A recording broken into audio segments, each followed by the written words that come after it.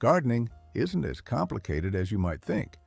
If you had opened your grandma's tool shed, you wouldn't have found expensive machinery or chemical fertilizers. Instead, you would find old tires, discarded banana peels, and windows that weren't used anymore. Nowadays, we spend thousands of dollars on gardens that only yield half the results.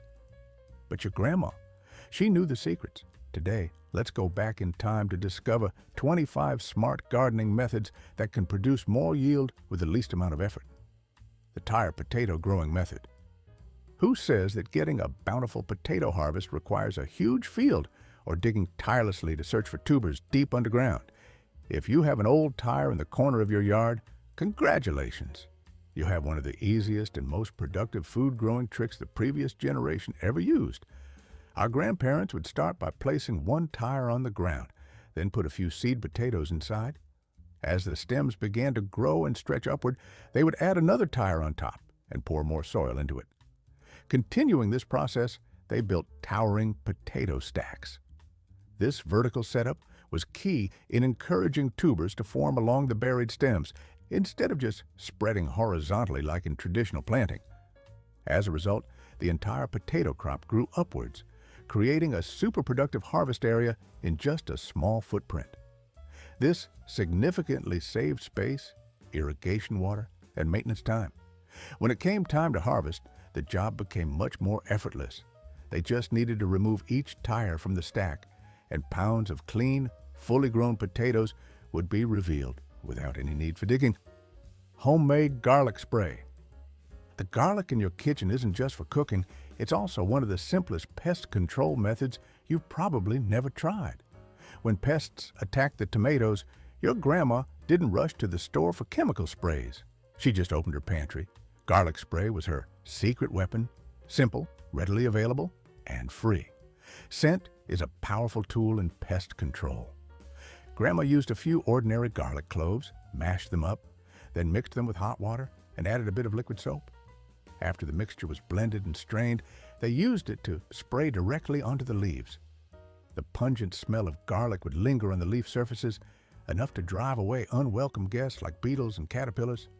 To boost the repellent effect, people could also add a bit of cayenne pepper or onion. Most importantly, this method doesn't harm beneficial insects like bees or ladybugs, which play an essential role in pollination and maintaining ecological balance in the garden. When these helpful creatures thrived, Grandma's crops were protected and grew well. The banana peel secret. Next time, after we finish a sweet banana, hold on to the peel. Don't throw it in the trash, because what we're holding can nourish the garden even better than store-bought fertilizers. Fruiting plants like tomatoes, peppers, as well as flowers like roses and squash plants often need important nutrients like potassium, phosphorus, and calcium to thrive and bear fruit. And banana peels are more valuable than even precious organic fertilizers. Our grandma would bury whole banana peels right into the transplants when planting, or cut them into small circles and tuck them around the roots of growing plants. As the peels decompose in the soil, they slowly release potassium, phosphorus, and calcium, essential nutrients that those fruiting plants crave. Additionally, as banana peels break down, they improve the microbial life in the soil, creating an ideal habitat to encourage earthworms and help the soil retain moisture better, reducing the need for frequent watering. Some clever gardeners even soak the peels in water for a few days to create a concentrated banana tea, then used it as a liquid feed for plants, delivering nutrients more quickly. If you want to see more of these smart tips from our grandparents, please press hype so the video will spread more. Placing plywood to catch slugs at night. Slugs and snails are a big headache for young plants, causing terrible damage overnight. Instead of having to meticulously hunt these destroyers at night with a flashlight, our grandma had a smarter trick, letting them come to the trap themselves. This tip leverages the slug's habit of seeking shelter. In the evening, after the sun sets, she would place pieces of plywood or flat wooden boards that were no longer in use around the garden or near the vegetable beds. Slugs usually look for dark, moist places to hide during the day. That simple wooden board quickly creates an irresistible environment for slugs. The next morning, when the sun is up, instead of searching for slugs under leaves or in hidden corners, All we need to do is lift the board. Slugs will be gathered densely underneath, waiting to be collected and dealt with easily. This is a non-toxic, inexpensive, yet incredibly effective way to minimize the damage slugs cause to crops. The eggshell method. And once you've dealt with the nocturnal slugs, Grandma had another tip to stop those small but equally persistent pests right from her kitchen. That is using eggshells. The thing you always throw away turns out to be incredibly useful. You just need to collect eggshells, rinse them, dry them completely, and then crush them into small fragments. These fragments are then sprinkled around the base of tomatoes, peppers, or roses. As the eggshells decompose slowly, they act like slow-release calcium capsules, supplementing essential nutrients for the plants.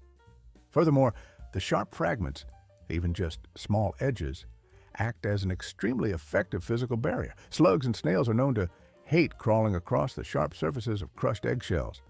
Therefore, eggshells serve a dual role. They are both a natural fertilizer, providing valuable calcium for plants to thrive, and a layer of armor naturally controlling pests without the need for toxic chemicals. Thanks to this simple tip, crops are not only healthier, but also protected from nighttime destroyers. Bird attraction method.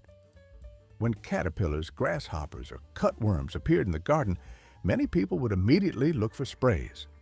But our grandma chose a different, wiser method, recruiting a team of natural pest controllers. With just a clean bowl of water and a quiet corner of the garden, Grandma attracted the most diligent patrol officers to work. Instead of trying to drive birds away, Grandma created space to invite them to stay. They placed water in small basins, planted some berry bushes that birds loved, and provided ideal areas for them to nest.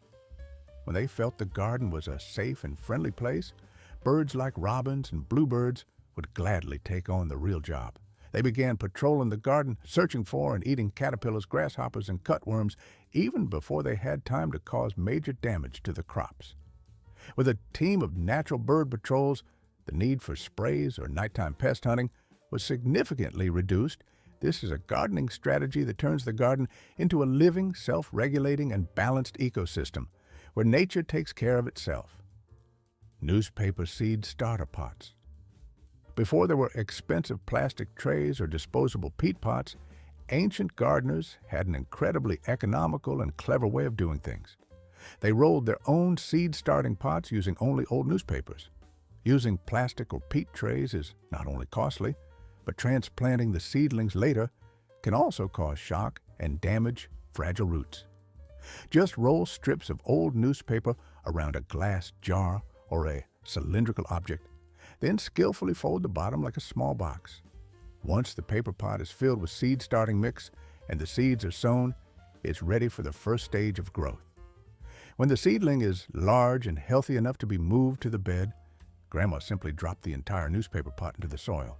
The great thing is that the newspaper naturally decomposes right in the ground, providing extra organic matter to nourish the soil and, most importantly, significantly reducing transplant shock. The roots can easily penetrate the decomposing paper without stress, ensuring stable growth. This tip is not only fast and free, keeping gardening costs nearly zero, but also maximizes the protection of young plants' health.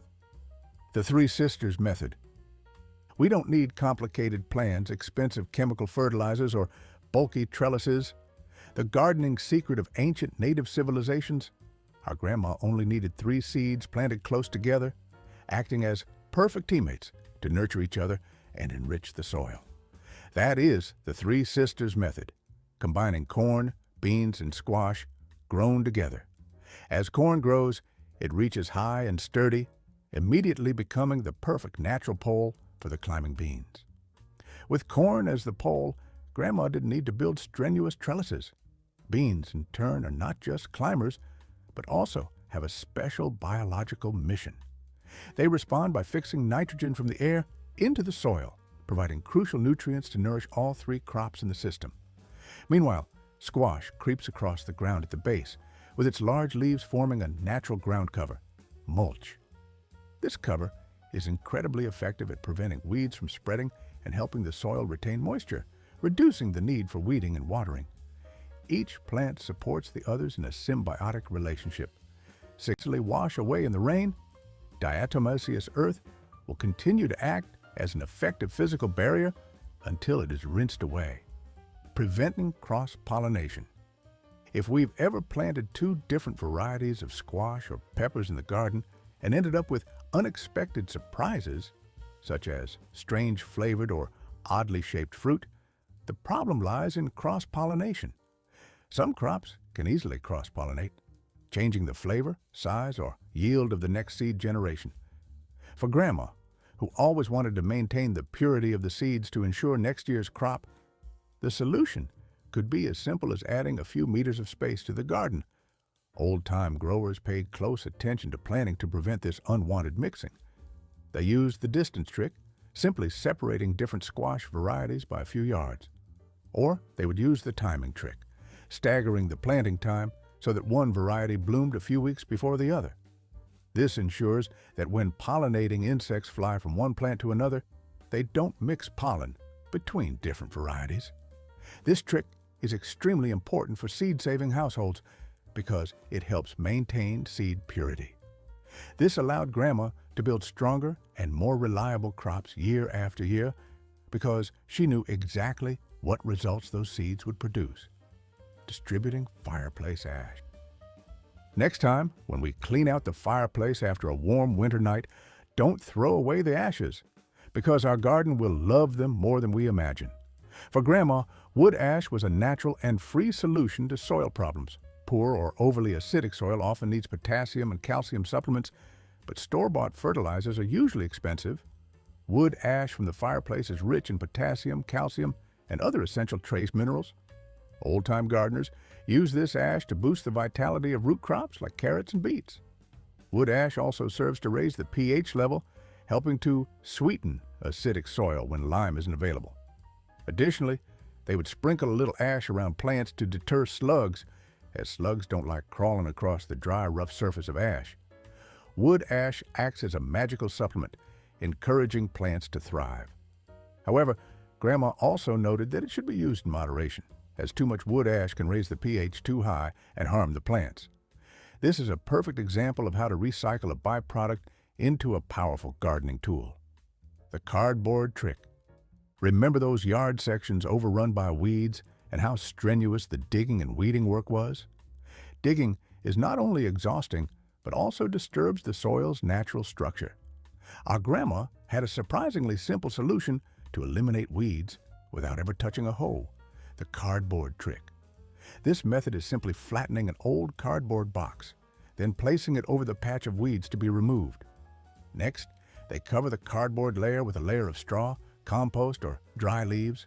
The secret lies in the cardboard completely blocking sunlight from reaching the weed seeds underneath, thus preventing their growth. This method is extremely effective for starting new beds without digging. Over time, the cardboard begins to decompose in the soil. This process not only enriches the soil with organic matter, but also creates a favorable environment to nurture earthworms. The result is soil underneath that becomes soft, nutrient-rich, and nearly weed-free, all achieved without extensive digging effort. Seed selection criteria. When strolling through the garden, the most important thing is not to pick the prettiest plant to look at, but to find the best plant for seed saving.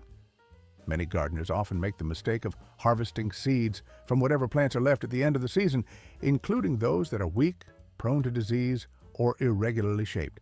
This unintentionally causes the crop quality to decline year after year. Experienced gardeners are always very selective. They observe the entire growing season to find the truly outstanding plants: healthy, naturally disease-resistant, high-yielding, and having stable characteristics. Only the plants that meet those criteria are chosen for seed harvesting. Conversely, seeds from diseased or stunted plants are always discarded because any weakness of the parent plant will be passed down to the next generation.